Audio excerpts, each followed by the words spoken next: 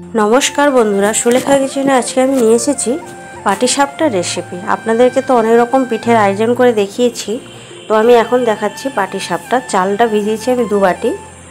বাড়ির যে রান্না করা ভাত যে খাই আমরা, সেই চাল ভিজিয়েছি, দিয়ে দিয়েছি। 2 বাটি চাল নিয়েছি, আপনাদের পছন্দ মতন পরিমাণ মতন চাল নেবেন। আমি নিয়েছি 2টো নারকেল, নারকেলকে ফাটিয়ে নিয়ে সুন্দর করে কিন্তু কুড়ে নিয়েছি।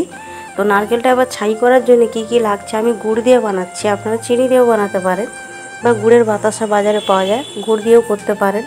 তো দেখুন আমি আখের গুড় নিয়েছি, আখের গুড় 500 মতন গুড় নিয়েছি। যেহেতু 2টো নারকেল, আমি 500 দেবো না পুরোটাই।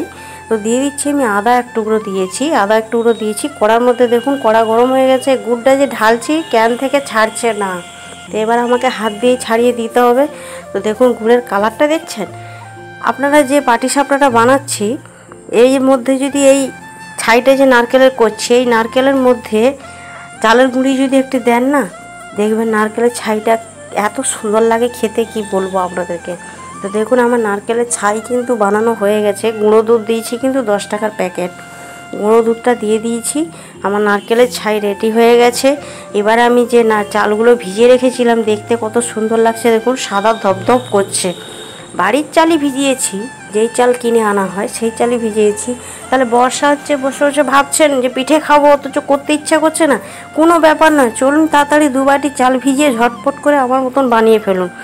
কম উপকরণ, কম টাইমে পুষ্টিকর খাবার।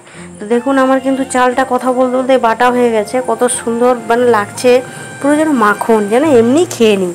তো দেখুন আমার সব বাটা হয়ে গেছে। যদি বাড়িতে দুধ থাকে, ওর মধ্যে দুধ দিয়ে বানিয়ে করবেন, হেভি লাগে পাটিসাপটা খেতে। তো আমাদের বাড়িতে দুধ আনা ছিল না, তাই আমি দিইনি, জল দিয়েছি। আর নুনটা কিন্তু অল্পই দেবেন, খুব বেশি নুন দেবেন না, তাহলে নুন চিট স্বাদ লাগবে। পাটিসাপটা মানে মিষ্টি মিষ্টি লাগবে, খেতে ভালো লাগে। আপনি যে নারকেলের পুরটা দিয়েছেন, ওটার নাম হয়েছে পাটিসাপটা। আপনি এমনি গোলা রুটির মতন যে করবেন, এরকম চাল বাটা দিয়েই করবেন, দেখবেন দারুণ লাগে খেতে। গুড় দিয়ে দুধ দিয়ে আপনি হেভি লাগে খেতে। তো দেখুন এইভাবে ব্যাটারটা কিন্তু তৈরি করবেন, খুব পাতলা নয়, খুব মোটা নয়, এইভাবেই কিন্তু করবেন। দেখুন হাতার গায়ে আমার লেগে আছে। তো চলুন আমি কড়াই যে বসে গ্যাসটা জ্বালিয়ে আমি তাওয়াটা বসিয়ে দিচ্ছি। তাওয়াটা বসিয়ে দিয়ে আমি একটা বাটির মধ্যে নিয়েছি তেল আর জল নিয়েছি, জলটা মিশিয়ে এইভাবে করবেন, দেখবেন সুন্দর ঝটঝট করে পিঠে তৈরি হয়ে যাবে।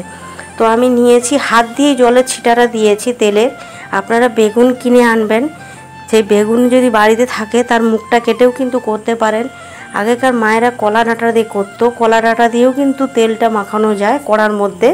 তো আমার কাছে অত সব ছিল না, তাই আমি হাত দিয়েই করেছি। কি বললাম, কোথাও যেতে হবে না, বাড়িতে উপকরণ দিয়েই করা যাবে। দেখুন গোলা রুটির দেখতে কেমন লাগছে বলুন। পাটিসাপটার যে রুটিটা করেছি, দেখতে কত সুন্দর জালি জালি লাগছে, একদম মানে দুর্দান্ত লাগছে। প্রশংসা করতে তো আপনাদের হবেই। এবার যে আমি নারকেলের কুড়োটা রেখেছিলাম, ওই নারকেলের কুড়োটা আমি দিয়ে দিচ্ছি। এবারে নারকেলের ছাইটা দিয়ে সুন্দর করে পাটে পাটে ভাঁজ করে নেবো, এত সুন্দর দেখতে লাগবে। দেখুন এইভাবে কিন্তু ভাঁজটা করে করে নেবেন। আমি কিন্তু হাত দিয়েই করছি, মানে এত পরিমাণ নরম হয়েছে তো খুন্তি দিয়ে করা যাচ্ছে না, ভেঙে যাচ্ছে, তার কারণে আমি হাত দিয়েই করছি। একটা কিন্তু পাটিসাপটা রেডি হয়ে গেছে, আমি আরেকটা কিন্তু করে দেখাচ্ছি। আপনারাও চেষ্টা করুন বাড়িতে এরকম বানিয়ে। খেতে মন চাইছে অথচ খেতে পাচ্ছেন না, একবার এরকম বানিয়ে খেয়ে দেখবেন, বাচ্চাদের তো খুবই ভালো লাগবে। যদি খেয়ে পছন্দ হয় কমেন্ট শেয়ার লাইক করবেন, তাহলে আমার নিত্য নতুন ভিডিও দিতে কিন্তু এইভাবেই ভালো লাগবে।